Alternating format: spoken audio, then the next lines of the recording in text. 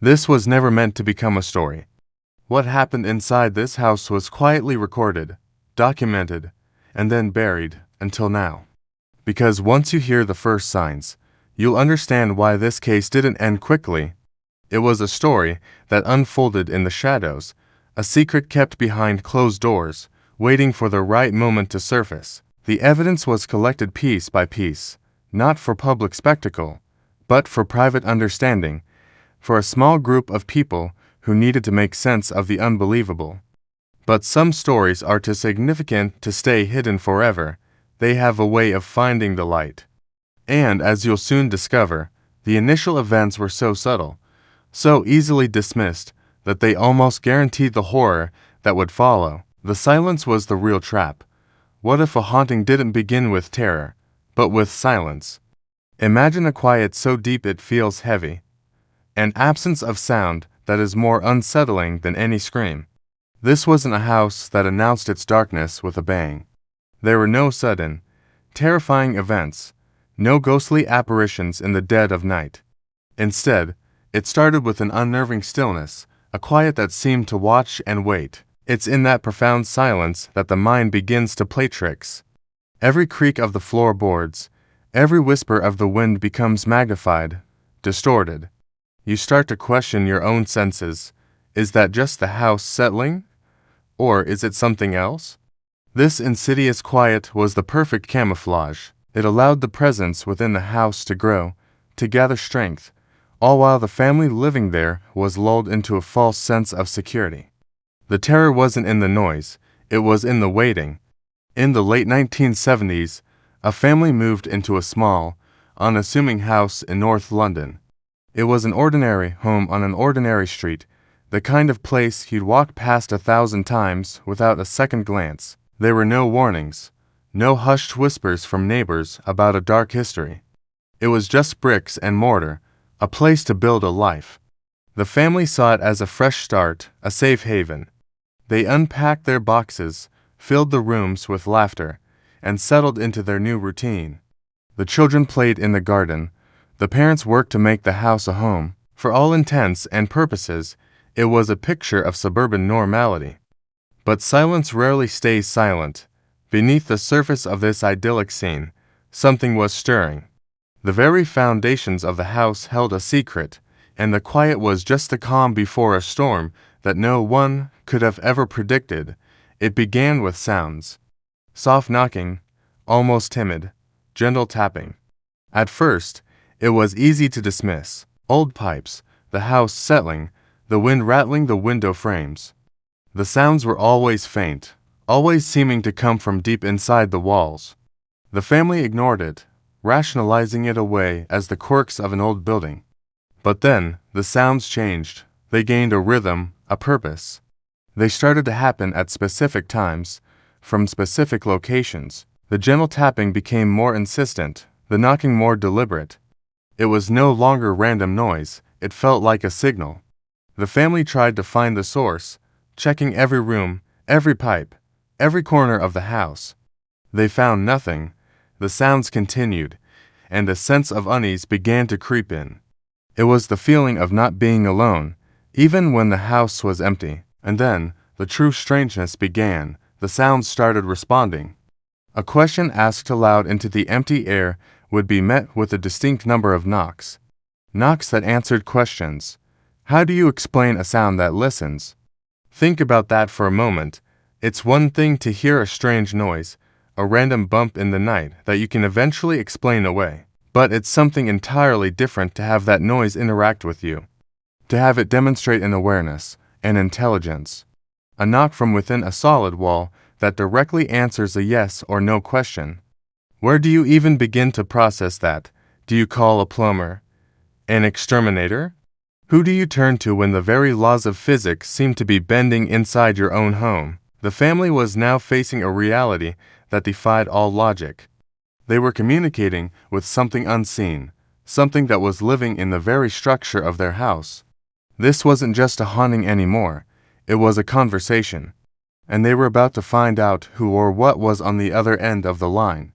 The fear was no longer about the noise itself, but about the intelligence behind it. Soon, The youngest child changed.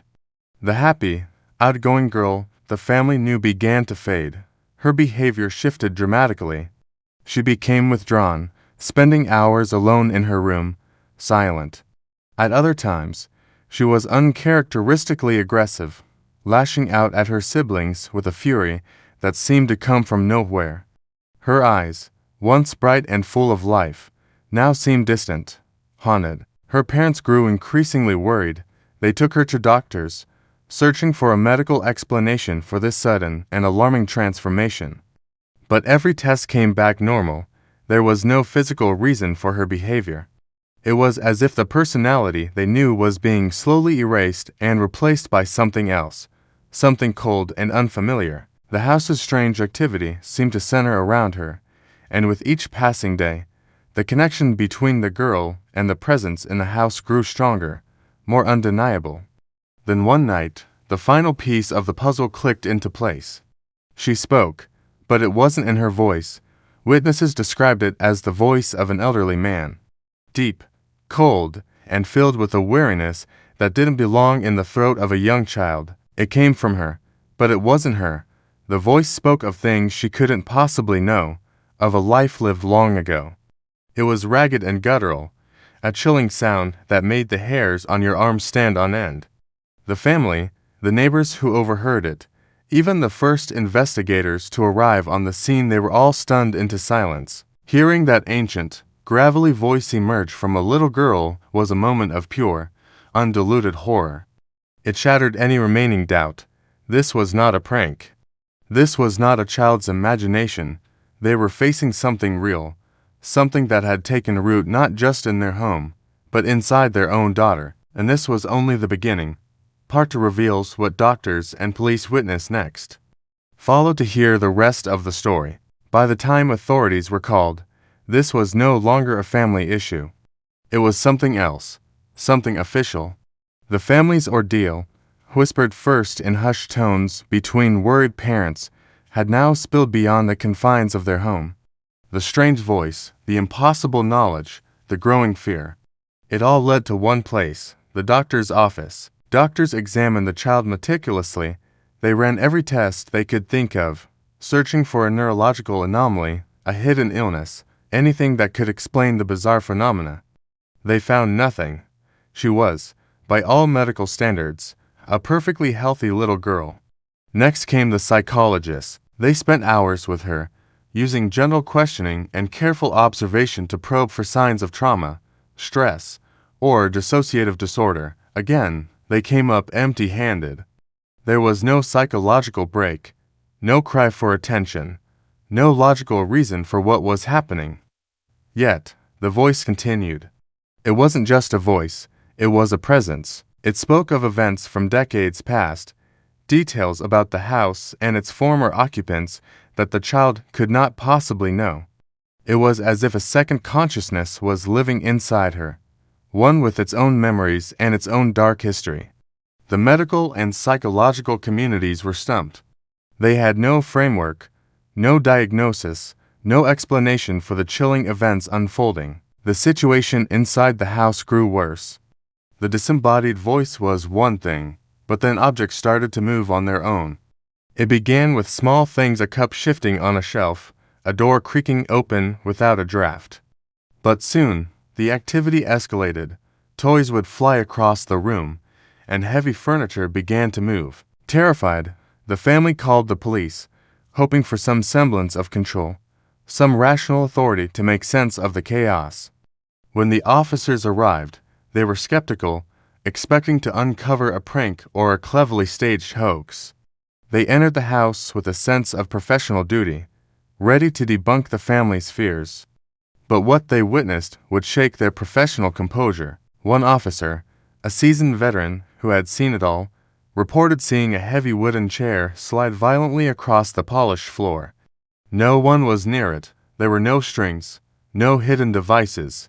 It moved with an undeniable, deliberate force. This wasn't just a story told by a scared family anymore. This was a direct observation by a law enforcement officer, an event so undeniable that it was officially documented, written into a police report that exists to this day. The line between a domestic disturbance and something inexplicable had been crossed.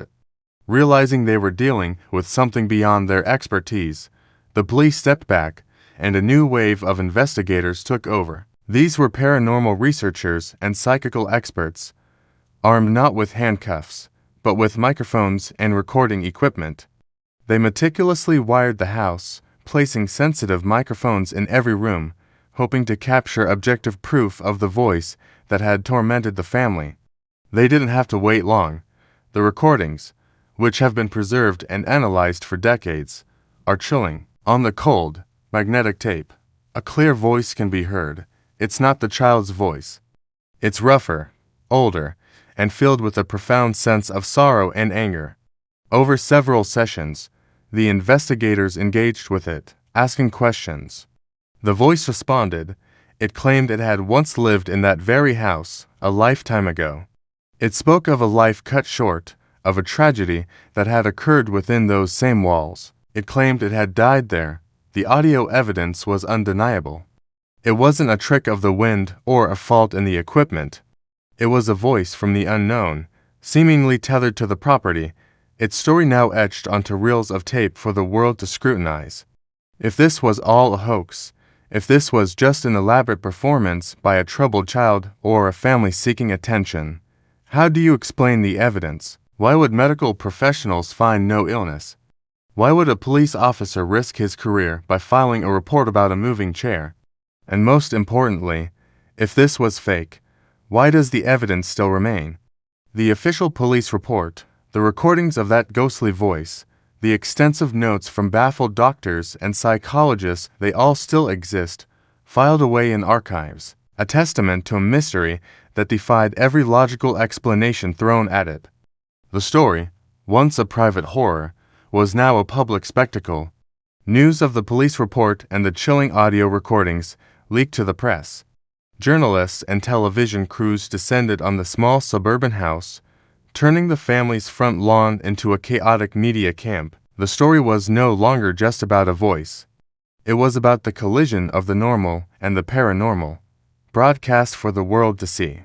Cameras were set up inside the house, their lenses trained on the child's bedroom, the epicenter of the activity. The air was thick with tension. Investigators, reporters, and the terrified family all waited, holding their breath, for something to happen. They were crowded into the small space, the heat from the television lights adding to the suffocating atmosphere. The house was silent, but it was a heavy, expectant silence, and then, it did happen. In the midst of the tense quiet, with cameras rolling and a dozen witnesses watching, the activity reached its terrifying peak. The small child, lying on her bed, was suddenly and inexplicably lifted into the air. She floated for a moment, her body rigid, a look of shock on her face, before being thrown violently across the room. The flashbulbs of cameras popped, capturing the impossible moment in stark black and white.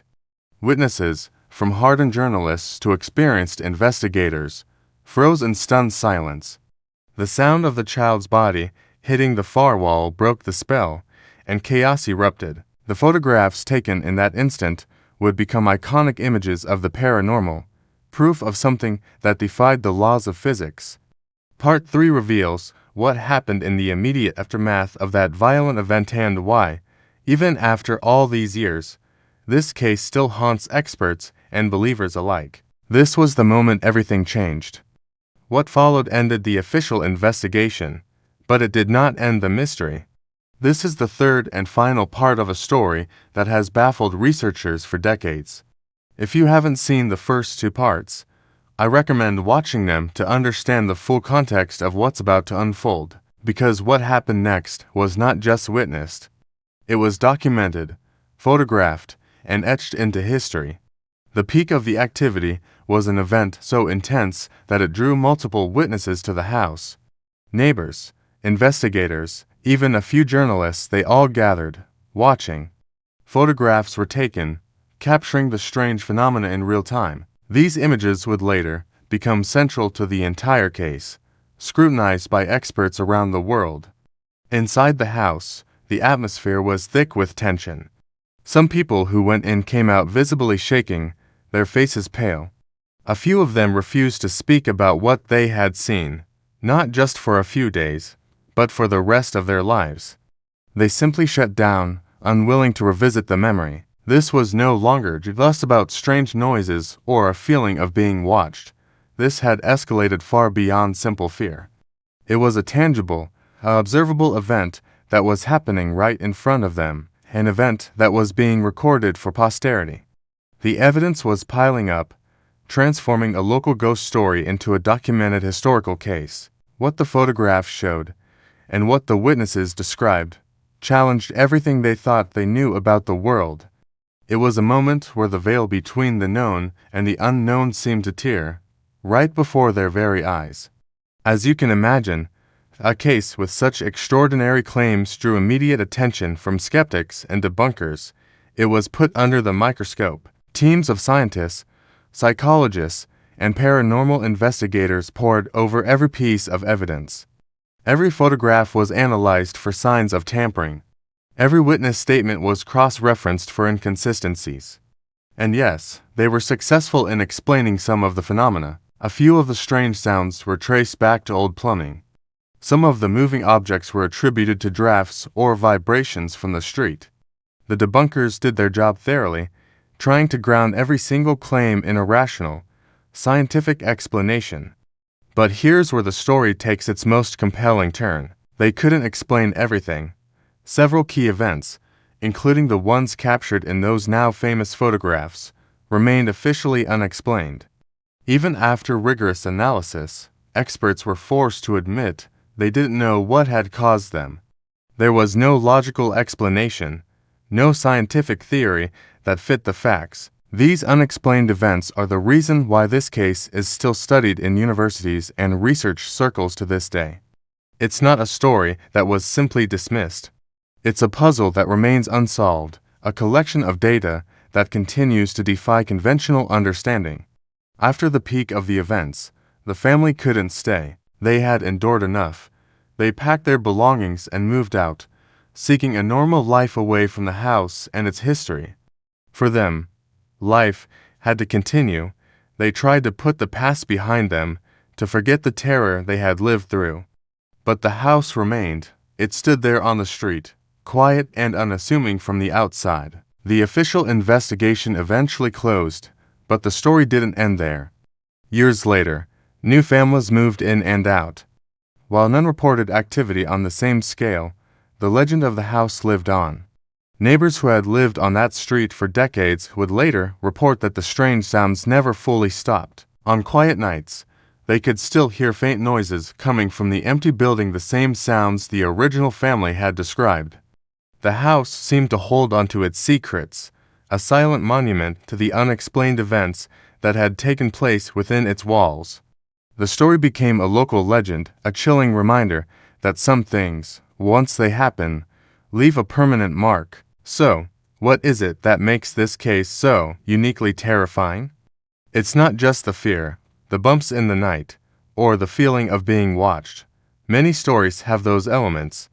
What sets this one apart is the documentation, the photographs, the multiple witness testimonies from credible sources, the failed attempts by skeptics to explain away the core events. This isn't just a story someone told. This is a case built on a foundation of evidence that suggests something truly inexplicable happened there, something real.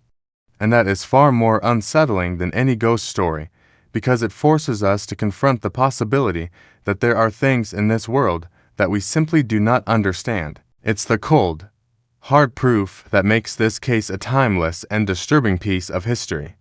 If you enjoy real documentary cases backed by evidence, not rumors, subscribe. More investigations are coming. And the next one is even darker.